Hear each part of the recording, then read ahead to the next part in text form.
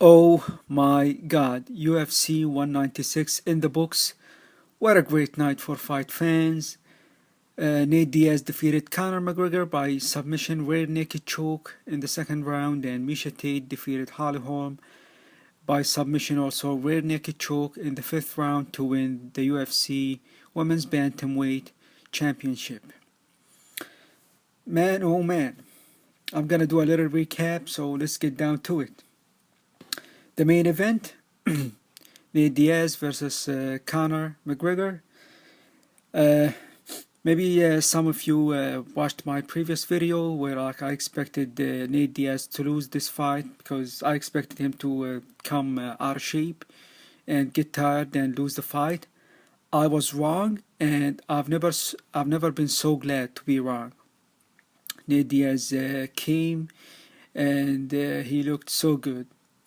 So in the first round, Diaz came and he was a bit hesitant. He didn't throw much. Conor looked better. He was like throwing left hands and kicks, and he was going for that for like an uppercut because he was seeing like Nate Diaz leaning forward to, and he was like throwing the uppercut, and I think he landed an uppercut, the two uppercuts in the first round, and he was throwing left punches, and he caught Diaz a couple of times, and he caught him above his right eye. So I was like, man, like Diaz didn't look that good in the first round. So I don't know, maybe it's gonna go down the same way I expected. But I was wrong. Diaz was in shape, and he came back in the second round. Diaz brother style, throwing a lot of punches, a lot of volume, and he was going toe to toe with Conor, and he was landing and just throwing a lot of volume. I think he got Conor a bit tired, so he started landing, and then one of the punches he tagged him. And the key to winning and finishing the fight is that Nate Diaz noticed that Conor got tagged, so Conor like tried to pretend that like he's okay, but like Nate Diaz saw it. He saw like that Conor was tagged. So he jumped on him, like he threw like more punches, like more volume, kept landing. Uh, he tagged him again, and then I think Conor went for a takedown. Ended up like Nate Diaz taking him down. So Conor was fatigued, and he was rocked. He gave his back to Nate Diaz. Nate Diaz was more than happy to take his back and throw a couple of punches, and then secured the rear naked choke, and Conor McGregor tapped. Congratulations to Nate Diaz, huge win, great win for Nate Diaz. So what's next for Conor McGregor? I think now the fight with Rafael dos Anjos doesn't make sense because he lost to Nate Diaz. Nate Diaz like is one of the top contenders in the lightweight division, but he's not the top contender. And like Conor losing to him this way, like especially like Nate Diaz coming on a short notice, that doesn't look good for like Conor. So the fight with Rafael dos Anjos now doesn't make sense. All the craziness going like up to the welterweight division doesn't make sense. Now he has two options. He can either vacate his featherweight title and stay at 155 and fight some of the top contenders. Maybe Cerrone. Cerrone makes a lot of sense. It would be a good fight. Anthony Pettis is like scheduled now to fight Edson Barboza, so that's That's not gonna happen. So he can fight. I don't know, Khabib or Tony Ferguson. After their fight, they can schedule him to fight. I don't know, the winner or loser of Khabib and Tony Ferguson. He can fight Eddie Alvarez, but they won't make him fight Eddie Alvarez. You know, he's a good wrestler. He can, you know, like he'll keep taking Conor down and just grind him for like the whole fight. So yeah, Cerrone's makes Cerrone a fight with Cerrone makes a lot of sense. Another fight, another option is to go back to the featherweight division and defend his title. Now there are two options in the featherweight division. The most obvious option, Frankie Edgar. He's been undefeated for a long time. He finished like a lot of his like last opponents, which are like top opponents in the featherweight division, or like Jose Aldo. Now, if Conor decides to go back to the featherweight division to defend his title, I'm expecting this. I hope I'm wrong.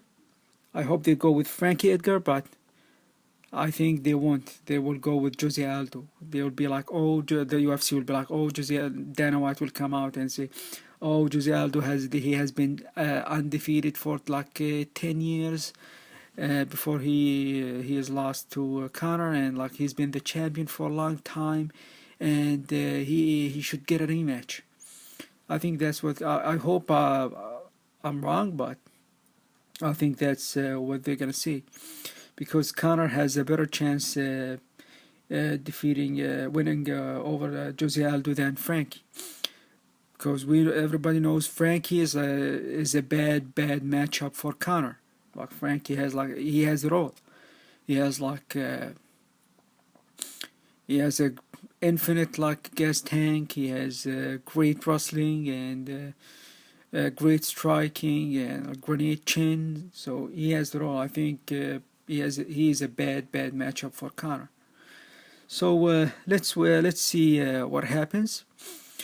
Again, like I was wrong about Nate Diaz. He came in a really good shape, and man, these guys are like legends. When Diaz brothers, when they come to the octagon, they bring it. They come to fight.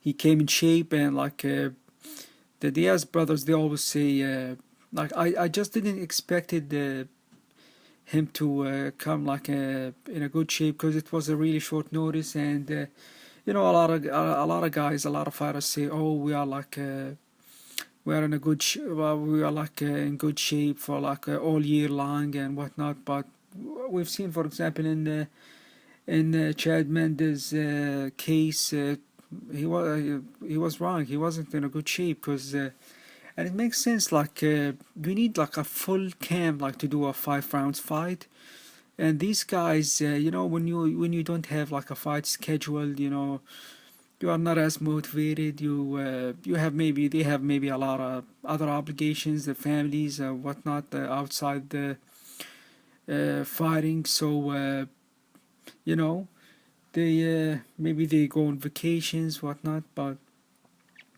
so you know, I was wrong. I'm glad I was wrong. Nate Diaz came in a good shape. Like you know, we saw like the Diaz brothers. There are a lot of they are like into you know, running and marathons and cycling, swimming, and so they should be always like in a good shape. And we've seen it tonight. Congratulations to Nate Diaz for this great win. Next, the co-main event, Miesha Tate and Holly Holm. Both ladies came like in the first round, and they were hesitant. They were a bit cautious. You know, Miesha was like more cautious, keeping the distance, and Holly Holm was landing strikes and you know, taking her apart. So she took the first round. She landed, you know, a couple of strikes and took the round. Second round, Holly kept doing this up until Miesha Tate dodged the punch and took Holly down. And she did a good job, ground and pounding Holly, and she landed like elbows and like significant strikes. And we've learned like from this that Holly Holm ground game is not that great, especially off her back. As a matter of fact, a couple of weeks ago, I was listening to a podcast, and I've heard someone say that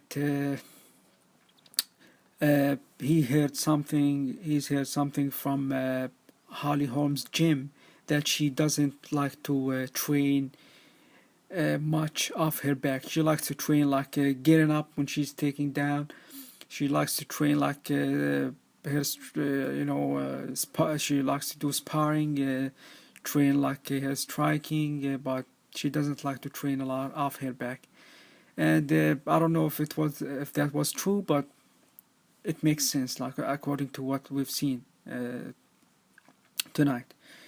Third and fourth round, Holly came more careful, and she was picking Miesha Tate apart.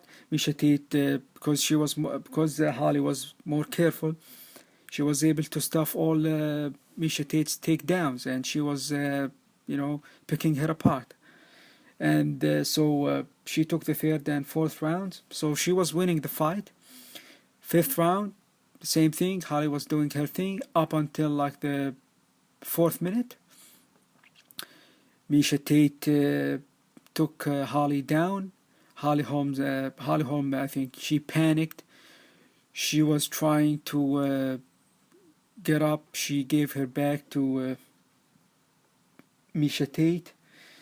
Miesha Tate capitalized on Holly's mistake, and was able to secure the choke. Now, Holly was panicking, and she tried to flip Miesha, so they ended up on the canvas with Miesha just holding for that choke, and on her back, securing that choke, and she was able to choke her unconscious. Congratulations to Miesha. Great win. She did her thing. She was able to capitalize on Holly's mistake and was able to finish the fight. She did a great job. She's now the champ. Now the UFC obviously will do the fight between Miesha Tate and Ronda Rousey, and Rousey she should be happy now. She'll be pumped up. She'll finish her like movies, whatever, do her thing, and then come back, train harder, and try to get her belt back. And she'll be more motivated, because I think she'll have more confidence against Miesha. With that being said, poor Dana White. That must have been like a really, really rough night for him. First, Holly Holm losing to Miesha Tate. He mentioned like a couple of days ago in an interview that he doesn't like the fact that Holly's fighting Miesha. He wanted her to wait for Ronda, because the fight between Holm and Rousey was gonna be a really, really big fight, and he said it will get like up to 2 million pay-per-views. But I don't know, he might be right. But with Holly losing to Miesha Tate, that fight's not gonna happen now. The fight between Miesha and Ronda is gonna be a good fight, but it's not gonna be as interested. I don't think it's gonna bring a lot of attention as much, as many pay-per-views. So, and Conor losing to Nate Diaz, that must be like the biggest hit for like the UFC and Dana White. Anyway, it is what it is. It was a great night for fight fans. Thank you guys a lot for watching, and let me know what do you think about the card in the comment section below, and have a good one.